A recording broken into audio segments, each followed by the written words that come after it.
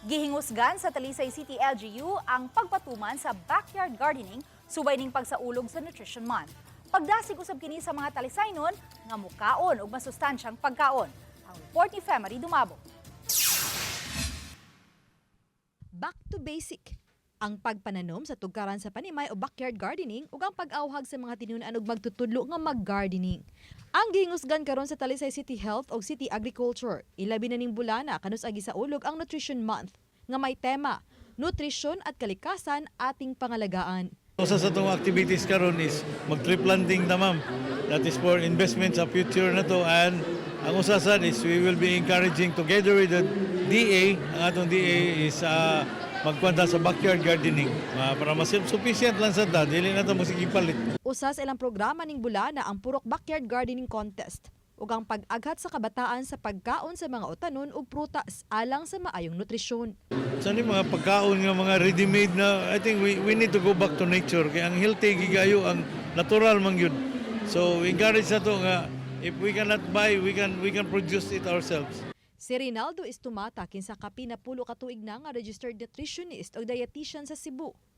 Nibutyag nga nagkabata na ang adunay sakit nga giisip kaniadto nga sakit lang sa mga idaran. Usa sa nakitang hinungdan ang pagbaliwala na sa mga nutritious food o tanon ug prutas kay sagad mga processed foods na. Usa kini sa ilang gitutukan karon ang maayong nutrisyon sa mga adunay chronic disease aron matabangan pa. A very concerning data nga nahitabo karon kay ang mga sakit sa una nga pangtigulang karon makita na nimo sa mga batanon. Now, I'm talking about a 15-year-old nga dunay breast cancer.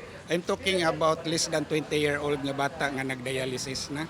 Dugang niya nga ang mental health sa mga tao karon ilabi na sa mga bata tungod usab gihapon sa matang sa mga pagkaon nga gikonsumo matag adlaw. Kung junk food ang imong gikaon, ang imong mental health is junk as well. Mo agree ko ana dako og factor whether it's going to be mental or behavioral ang gikaon sa bata or sa adult. Lakip na sa maayong nutrisyon, ang supportive lifestyle, physical activities, maayong relasyon sa pamilya, paghandle sa stress ug layo sa mga bisyo. Sakto nga katulog, sakto ba imong physical activity, sakto bang imong gikaon, maayo ba ka ma-handle og stress, kumusta man ang imong relationship with kanang abuse bitaw sa substance, vape, sigarilyo, alcohol, even ang imong relationship sa imong spouse or sa imong family, ang atong panglawas o kayuhan sa ato ang lawas, ana magsugod sa nutrition.